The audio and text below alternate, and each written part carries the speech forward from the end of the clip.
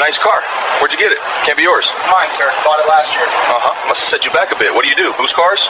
No, I practice law. Title's in my name. Registration and insurance are in the glove box if you'd like Law, to see. huh? I'm a judge for the state of California. Yeah, sure you are. Title's in my name. What are you doing? Turn around. Officer, there's no need for this. Inside a quiet gas station, Officer Bradley's body cam records the moment he starts bothering a black man who had done nothing except step out of a luxury car. From the instant Bradley noticed him, the officer behaved as if he'd already uncovered a criminal standing right in front of him, turning a normal fuel stop into something that looked like a major crime scene. What plays out on that video would later become a major piece of proof, and the beginning of a scandal his department never imagined. Before we go on, tell me where in the world you're watching from, and don't forget to subscribe because tomorrow's story is one you absolutely won't want to miss. Officer Bradley Mason, a 38-year-old patrol cop known around the station for his sharp vision and even sharper mouth. He carried a long history of complaints that led nowhere, mostly from motorists he pulled over for what his reports called odd behavior. But to the people who actually crossed paths with him, the pattern was obvious. Bradley always seemed to find an issue with the same kind of person. He was the sort of cop who didn't wait for proof before jumping to conclusions. All he needed was a quick look, a worn-out idea in his head, and the confidence that his badge would cover him. His body cam captures him climbing out of his cruiser with a slow, practiced swagger. His eyes shift toward Pump 3 where the pricey car had just rolled in. He didn't pay attention to the calm setting around him, the soft sound of traffic, the cashier sweeping the storefront, the sunlight glinting off passing cars. All he focused on was the driver. And in Bradley's mind, that man and that car didn't match. The driver hadn't even finished twisting open his fuel cap before Bradley was already moving in his direction. And that's the moment the camera turns toward the person who would later shake the entire department. The man at Pump 3 is Jordan Hale, 41, a well-known judge who built his name on discipline, steady judgment, and taking down corruption without blinking. But none of that stands out in the footage at first look.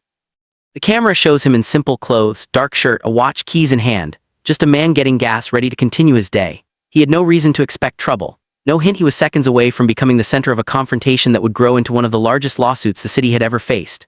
Jordan didn't even realize Bradley was coming his way. At first he was focused on tapping the fuel grade on the screen, listening to the steady click of the pump behind him. But Bradley's shadow slid across the car's side just before his voice followed. "Hey, you want to explain what you're doing with this vehicle?" It wasn't curiosity, it was a claim.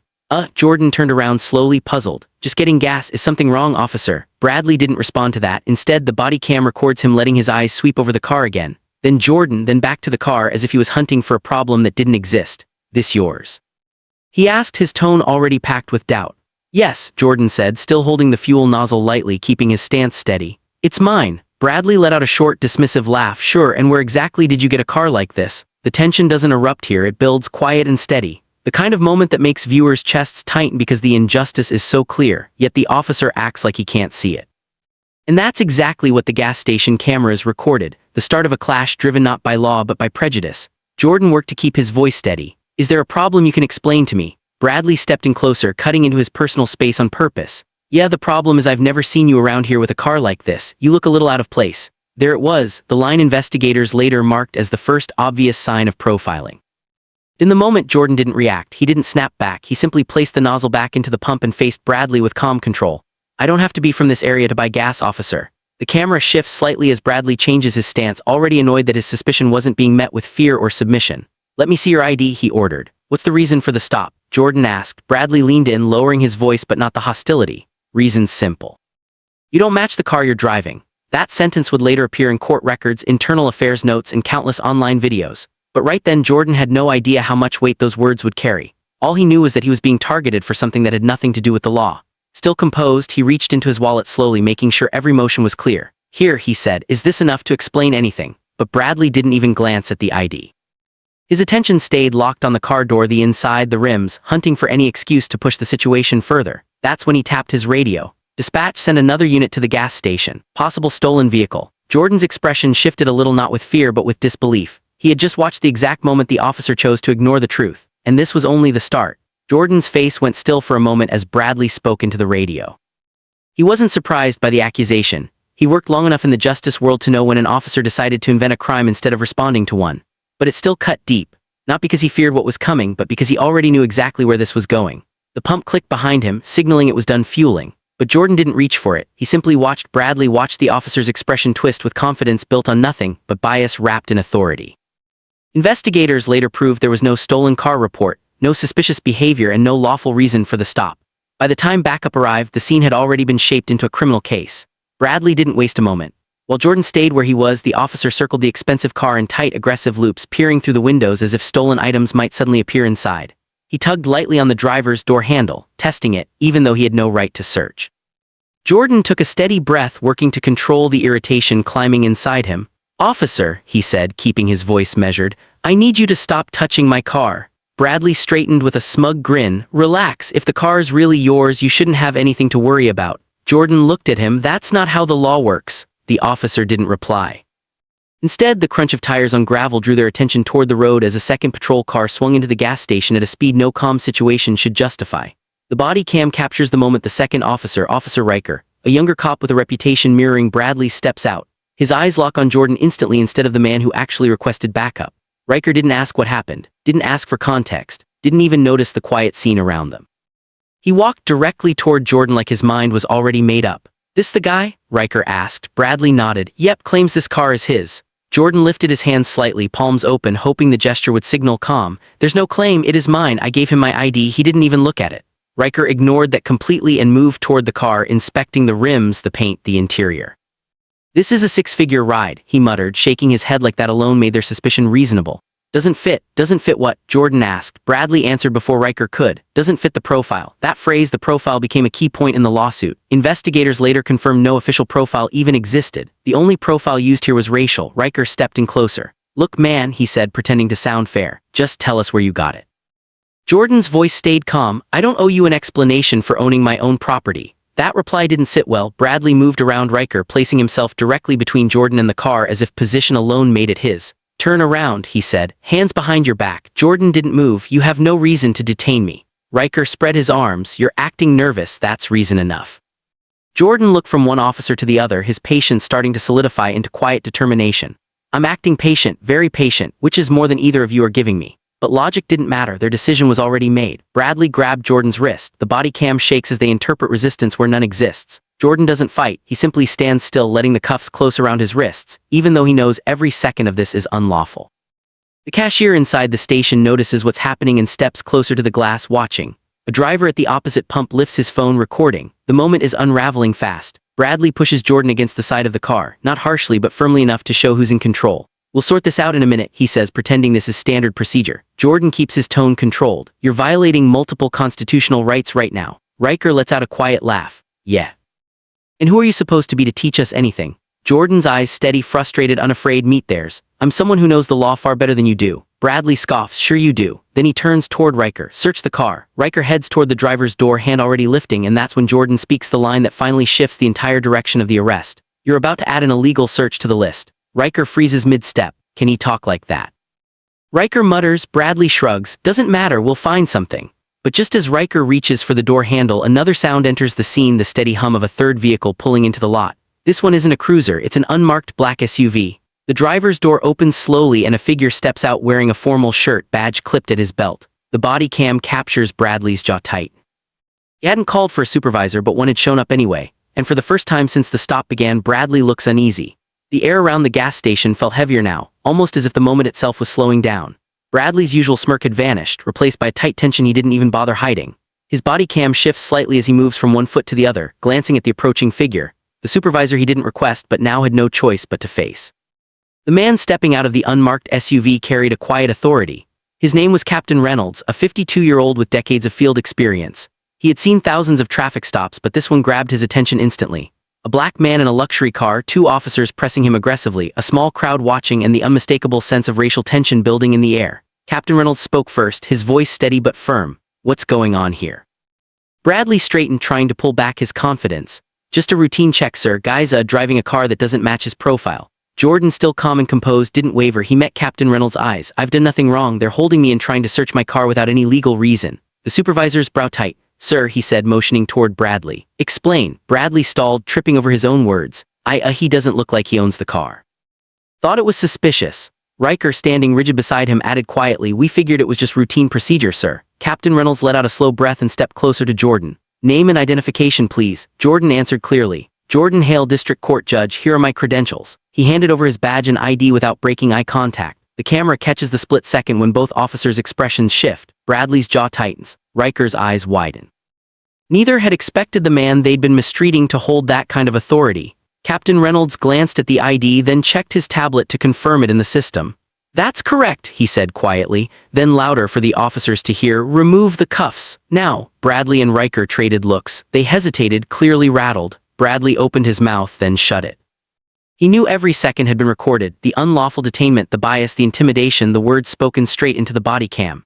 Jordan, still composed, said, "You're aware all of this is on camera, right?" Bradley swallowed hard. "Yes, but no buts." Captain Reynolds cut in. "Undo everything immediately." The cuffs snapped open. Jordan rubbed his wrists slowly, keeping his composure. Every step he took back toward his car was steady and controlled. He didn't need to say anything.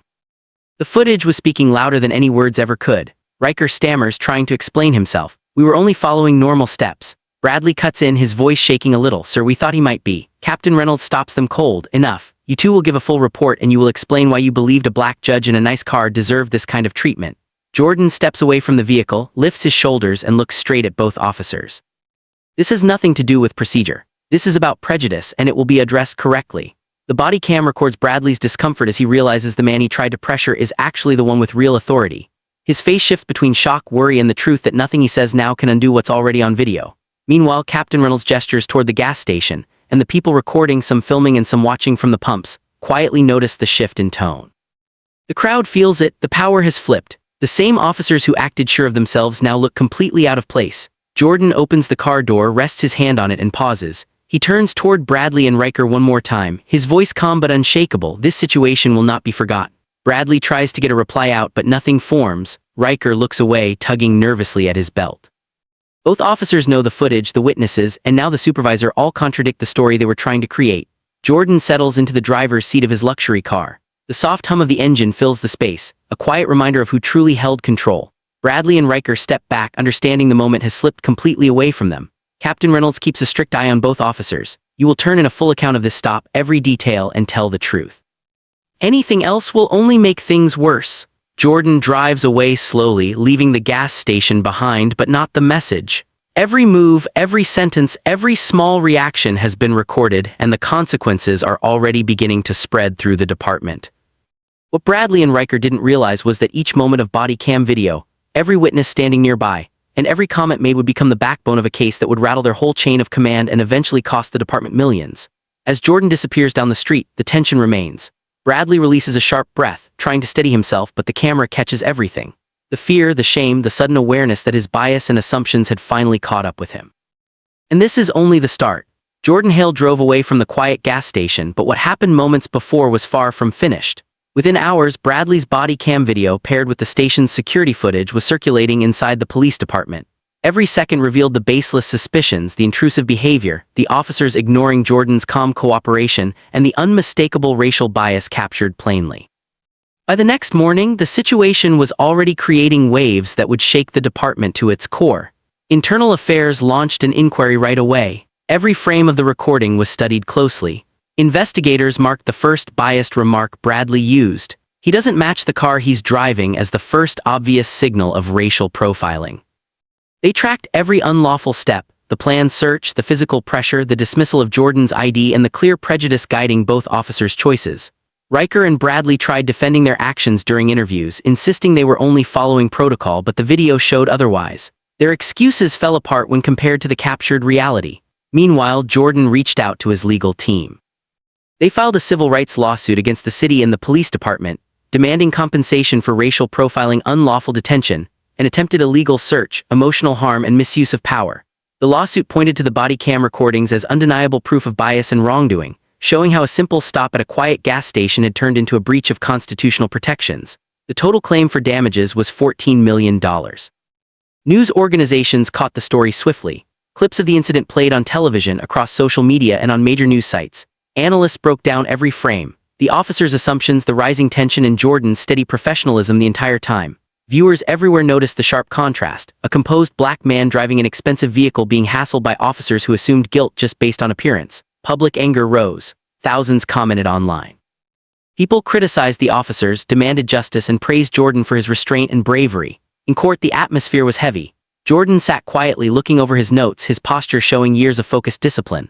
Bradley and Riker appeared nervous, shifting in their seats, sweat forming on their brows. Attorneys played segments from the body cam, freezing at the most important points. Bradley grabbing for the door without permission. Riker's voice claiming Jordan didn't belong there. In the moment they tried to restrain him, witnesses from the station shared what they saw, highlighting Jordan's calm behavior and the officer's forceful actions. During depositions, Bradley repeated the same excuse he had used with the department. "I thought it looked suspicious." Riker repeated him word for word. Both men were shown the footage slowly, frame by frame, proving that Jordan had followed instructions, spoken calmly, and provided his ID right away. Every movement, every sentence, every moment showed discipline and patience. The jury saw the clear contrast between lawful behavior and biased assumptions as it played out. The settlement happened quickly once the evidence became overwhelming. The city agreed to pay $14 million to Jordan Hale, admitting the wrongdoing and the officer's misconduct. Bradley and Riker were fired, their careers ending in public shame. The settlement began showing up in law enforcement training courses, used as a serious warning of how prejudice can turn a simple stop into a costly crisis. Even with all the attention and chaos, Jordan stayed steady and composed. He went back to his work on the bench, respected by the community and his peers. Everything he did, every calm statement he made, showed people that patience and professionalism can win, even when tested by bias. He turned a moment of harassment into a landmark legal victory, proving that fairness and justice can rise above discrimination. The ripple effect didn't stop there. The police department rolled out stricter rules for traffic stops, focusing on anti-bias training and tighter supervision. News outlets kept covering the story, showing how one ordinary fuel stop had uncovered deep problems and forced real change. Jordan's experience became an example across the country, a reminder that no one, no matter their position or success, should face harassment because of race or assumptions. Even months later, the gas station stayed a symbol of what happened. Employees would quietly tell customers about the day a man in a luxury car refused to be bullied by officers who thought they could overpower him. The video footage was still used in training, proving how steady, calm resistance to wrongdoing could lead to powerful consequences. The body cam, the bystanders, and Jordan's controlled professionalism made sure accountability couldn't be avoided. What began as a simple stop at a low-traffic gas station turned into a defining moment not only for Jordan, but for the community, the police force, and everyone watching who understood its importance. As Jordan drove away again, sunlight glinting off his polished car, he didn't need to say anything. Every mile he traveled from that spot showed viewers everywhere that courage, patience, and knowing your rights can transform injustice into justice. Bradley and Riker's actions would not be forgotten.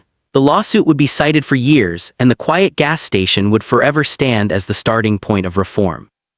If you believe fairness should always rise above bias, share this story, leave your thoughts, and subscribe, because moments like this prove why accountability matters.